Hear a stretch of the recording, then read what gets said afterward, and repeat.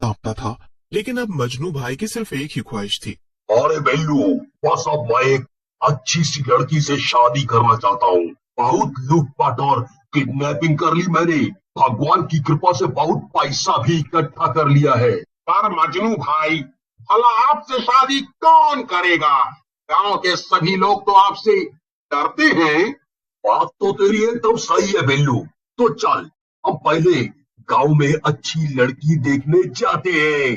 अगर मुझे कोई पसंद आई तो फिर मैं उससे जबरदस्ती शादी कर लूंगा। झकास। ठीक है मजनू भाई, जैसा आप बोले। फिर क्या था, बिल्लू और मजनू भाई गांव में लड़की देखने के लिए निकल जाते हैं। लेकिन जैसे ही कोई मजनू भाई को आते हुए देखता, वो दूर से ही 9-2-11 हो जाता था। चलते चलते मजनू भाई और बिल्लू दोनों बहुत थक जाते हैं और वो एक खेत के पास लगे बरगद के पेड़ के नीचे बैठकर आराम करने लगते हैं। अरे बिल्लू, जा मेरे लिए ठंडा लेकर आ, बहुत प्यास लग रही है। ठंडे के साथ ब्रेड पकौड़ा भी ले आऊं मालिक?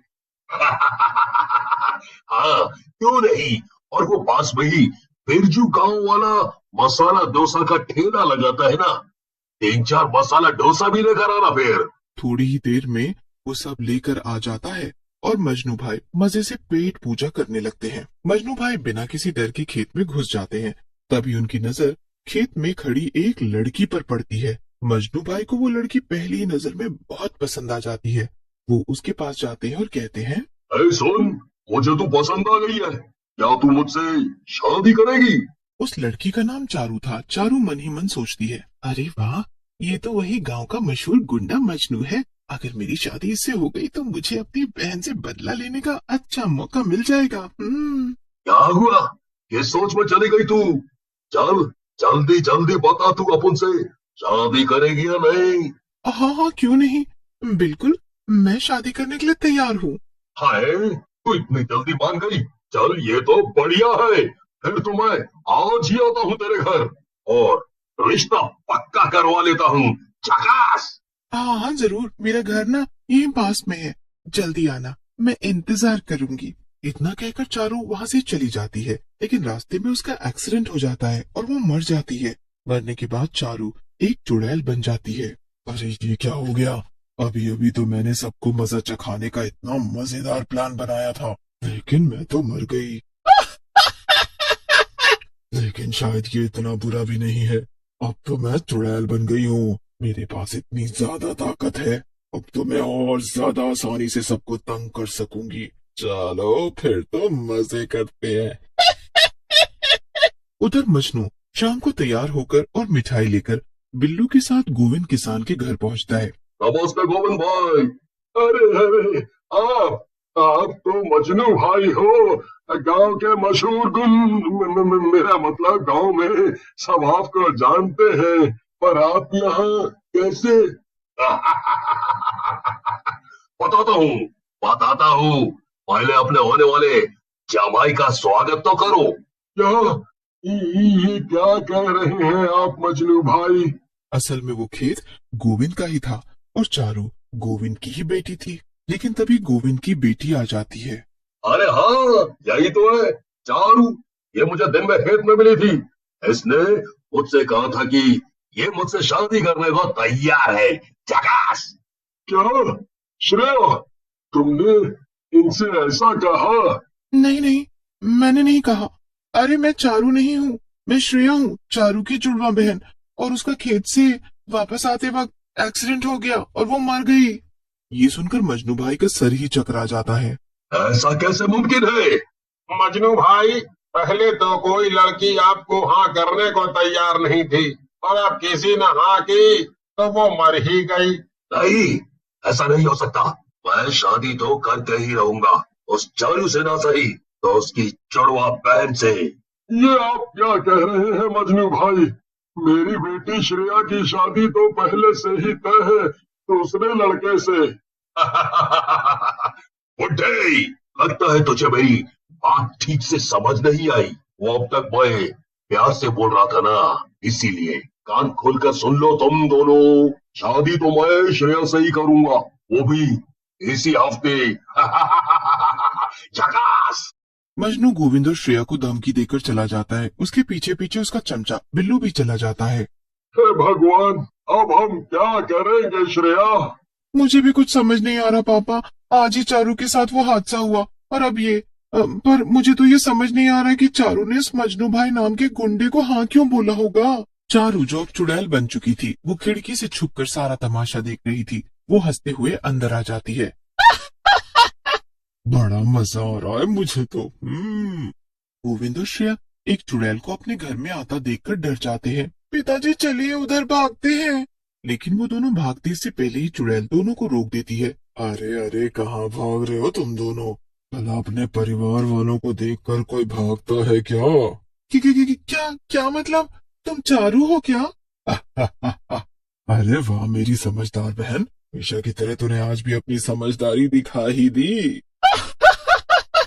पहले तो मेरा प्लान ये था कि उस गुंडे को शादी के लिए हाँ करूंगी और फिर धोखे से उसकी शादी इस श्रेया से करवा दूंगी, लेकिन फिर मैं मर गई। हालांकि अभी भी मुझे बहुत मजा आ रहा है क्योंकि मेरा प्लान फेल नहीं हुआ। क्या सिर्फ मुझे परेशान करने के लिए तूने ये सब किया चारू? लेकिन तू मुझसे इतनी नफरत क्यों करती है? क्योंकि तू मेरी हमशक्ल बहन है, लेकिन फिर भी सब हमेशा तुझे ज्यादा प्यार करते थे, यहाँ तक कि पापा भी। और फिर जो लड़का मुझे पसंद आया, उससे भी पापा ने तेरी शादी तय कर दी।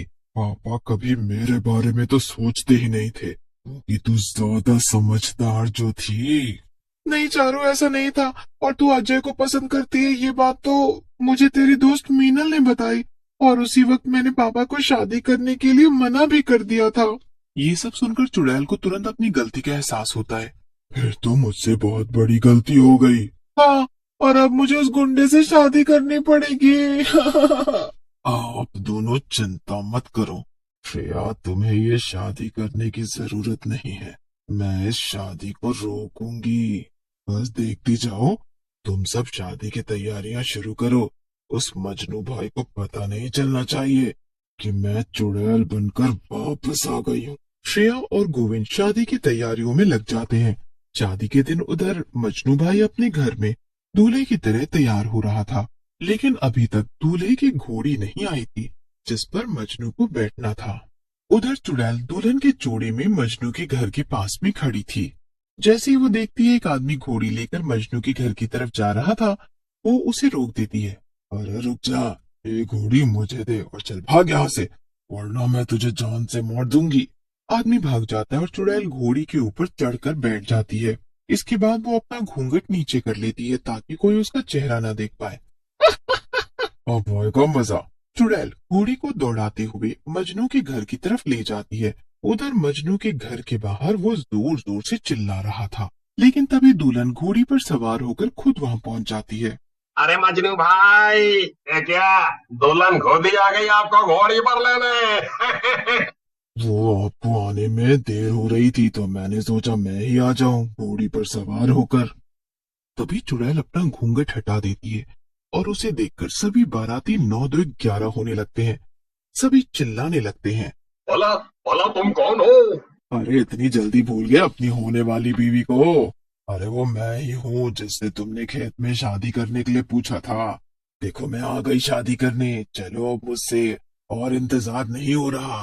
पर वो तो चारू थी और चारू तो मर गई थी, यानी तुम उसकी आत्मा हो? हाँ सही जवाब। अब जल्दी चलो। नहीं नहीं, मैं तो श्रेया से शादी करूंगा, जाकास। अरे ऐसे कैसे? शादी की बात मुझसे हुई थी तो शादी मेरी बहन से कैसे? हाँ। तभी पीछे से बिल्लू कहता है, अरे मजनू भाई, ये क्या कह रहे हो?